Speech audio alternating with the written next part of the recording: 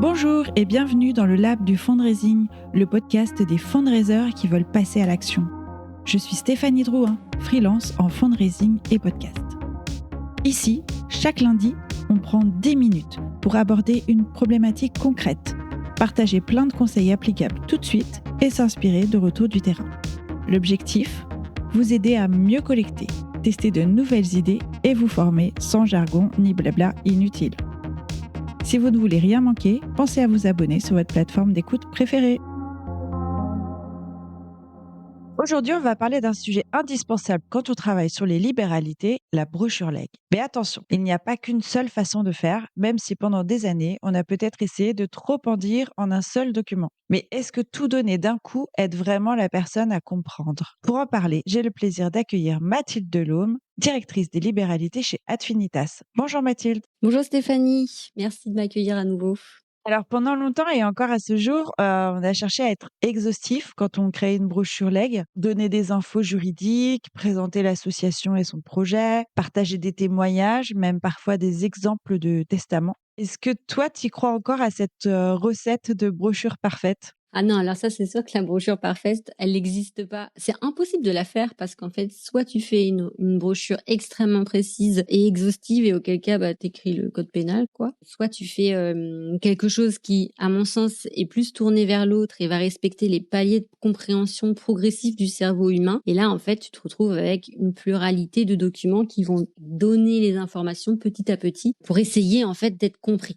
C'est pas du tout parfait puisque c'est pas du tout exhaustif. En fait, tu veux dire qu'il y a une espèce d'apprentissage, par étapes pour créer la relation? C'est même pas forcément la relation, c'est la compréhension de la complexité du système juridique français. Je vais te donner un exemple. Quand je suis arrivée chez Adfinitas il y a longtemps, donc quand je m'occupais de mes premières brochures leg, évidemment qu'avant de m'occuper de brochures leg, j'en avais lu plein pour comprendre de quoi je parlais et bien accompagner mes clients. Et en fait, c'est peut-être 2 ans plus tard que un des points que j'avais écrit, réécrit, expliqué, relu, etc. des tonnes de fois, je me suis dit oh my god, mais j'avais pas du tout compris.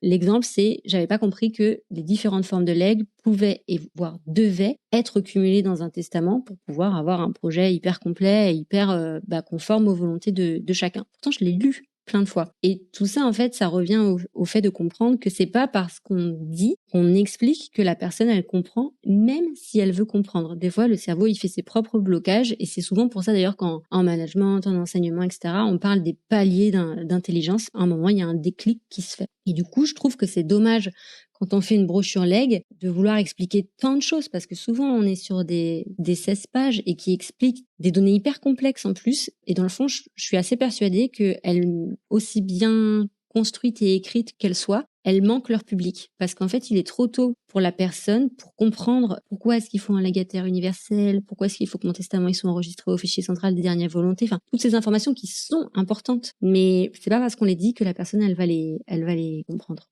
Ouais, je vois très bien de quoi tu parles pour avoir fait plusieurs brochures leg. Je vois bien le sujet, on essaie d'être précis, de tout dire. Qu'est-ce que tu proposes toi comme approche? Est-ce qu'il faut y aller plus progressivement? Oui, moi je pense qu'il faut absolument y aller progressivement et il faut se concentrer en fait, nous on travaille beaucoup en système d'étapes en disant voilà, en gros un testateur dans sa vie, il va passer par, 7 étapes et la brochure c'est l'étape 3. C'est-à-dire il a dit que ça l'intéressait et il reçoit une documentation et donc pour la majorité des gens, puisqu'on n'est ni notaire ni avocat, ça va être un peu sa première vraie rencontre avec le système juridique français et à ce moment-là, moi, je trouve dommage de tout lui expliquer parce que, en fait, on va le noyer. Et du coup, j'utilise souvent l'analogie de quand tu reçois quelqu'un pour la première fois chez toi, tu vas pas lui faire visiter le salon, la cuisine, les toilettes, la salle de bain, le grenier, la cave, etc. Tu l'emmènes pas partout parce qu'en fait, un, il va en avoir marre déjà, et de deux, ça va être trop long, c'est trop compliqué, etc. Vaut mieux montrer le salon, la cuisine, on se pose, on boit un café, et voilà, je te dis pour info, la salle de bain, elle est là-bas si tu as besoin, et on s'arrête là. Et ensuite, je te donnerai d'autres infos. Et c'est un peu la même chose avec la brochure leg.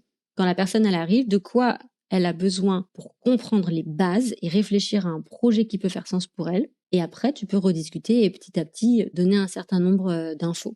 C'est vrai qu'on souvent, on ne sait pas quelle dose d'informations, donner au donateur. On hésite entre trop ou pas assez, on a peur de le noyer d'infos, on a peur de le délaisser aussi. Qu'est-ce que tu conseilles comme info à clarifier dès le début? Ça regarde que moi parce que après c'est aussi propre. Les outils, finalement, ils sont aussi propres à chacun. C'est-à-dire, quand tu as une toute petite équipe, est-ce que tu auras l'opportunité d'envoyer un certain nombre de docs? Enfin, voilà. Ça reste quand même à construire. Généralement, ce que je recommande de faire, c'est un livret d'accueil de 8 pages, pas plus. Et dans ce livret, il y a 2 informations que j'aime bien faire passer, qui est 1, tout le monde peut laisser quelque chose à une association s'il le souhaite, mais ce qui va déterminer ce qu'on peut laisser, c'est la composition de sa famille, de son foyer. Et la deuxième information que je trouve hyper importante de faire comprendre, c'est que ce n'est pas ce que tu laisses qui sera reçu. C'est jamais ce que tu transmets qui sera reçu parce qu'il y a toujours, en fait, des droits de succession. Alors, à ce moment-là, l'idée, c'est pas du tout de faire des tableaux parce que c'est hyper compliqué et ça va perdre les gens, mais c'est simplement qu'ils comprennent que ce n'est pas ce que je veux donner à quelqu'un qui sera reçu. Pire, si c'est trop compliqué pour la personne, elle le refusera et auquel cas, c'est pas du tout ce que je souhaite. Et je trouve que de faire passer ces messages-là, les gens commencent à comprendre que plus on est éloigné des personnes en termes de parenté, plus c'est compliqué pour eux de recevoir les biens. Et ça leur donne envie d'en savoir plus et d'approfondir le sujet. Oui, et ça peut provoquer des questions, des doutes, et dans ces cas-là, ils peuvent contacter l'association pour en savoir plus. C'est pour ça que les supports, ils doivent bien montrer qui sont les personnes, les différentes personnes d'ailleurs capables d'apporter des solutions et expliquer aussi l'existence d'autres ressources pour aller plus loin. Il est aussi possible en fait d'envoyer le livret d'accueil, de proposer d'en savoir plus et puis après, comme on veut donner aussi des informations aux personnes et pas les laisser dans la nature, le but c'est de construire une relation et de discuter avec eux, d'envoyer de facto les documents complémentaires, par exemple, 3 mois après la réception du livret d'accueil. Tout ça, c'est des choses à construire en fait en fonction des associations et de leur envie de discours et de relation. Mais je pense vraiment que finalement, tout le monde disait on peut pas réinventer la brochure. Je pense que si. On peut scinder cet outil pour respecter en fait le besoin des gens. Oui, on peut simplifier tout en étant rassurant avec les personnes qui sont intéressées et qui se posent des questions sur le sujet.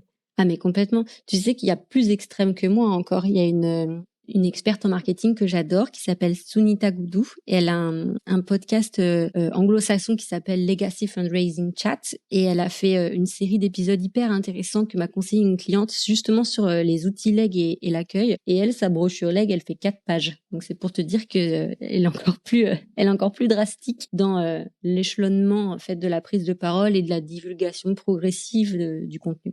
Ah oui, c'est carrément radical avec les brochures qu'on a l'habitude de voir. Ah rien à voir, ça c'est clair.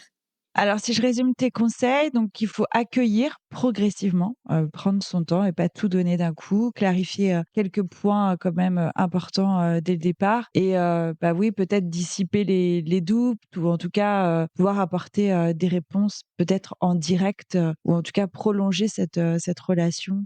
Exactement. Et peut-être un dernier point que j'ai pas évoqué, mais qui me semble important. En fait, la majorité des testateurs ne contactent pas l'association du vivant parce que soit c'est un trop intime pour eux, soit ils ont pas envie, soit ils sont pudiques. Enfin bref, il y a plein de raisons. C'est aussi une des raisons qui explique pourquoi est-ce qu'on a des brochures entre guillemets aussi bavardes parce qu'on se dit oui mais s'il ne demande aucune info, au moins je m'assure qu'il fera pas d'erreur. Et mais je comprends à 100%. Sauf que le problème est que comme il aura probablement pas compris, même si on lui donne des infos, dans le fond, il les appliquera mal. C'est pour ça que il faut se rassurer en disant en fait la personne qui veut pas m'en parler, elle va aller sur Internet et je peux avoir une rubrique leg sur mon site hyper complète pour pallier ce problème. Elle ira peut-être voir un notaire et sinon, de facto, je vais lui envoyer au fur et à mesure du temps des outils pour compléter son apprentissage et sa compréhension. Super, merci beaucoup pour tes conseils et ton approche différente. Je te remercie. J'espère que ça sera utile à certaines personnes. Merci d'avoir écouté le Lab du Fundraising. Si cet épisode vous a été utile, abonnez-vous au podcast pour retrouver chaque lundi de nouvelles idées et de nouveaux conseils. Et si vous voulez soutenir le Lab, laissez un avis sympa et 5 étoiles sur votre plateforme d'écoute ou partagez l'épisode autour de vous. Allez, on se retrouve la semaine prochaine pour un nouvel épisode.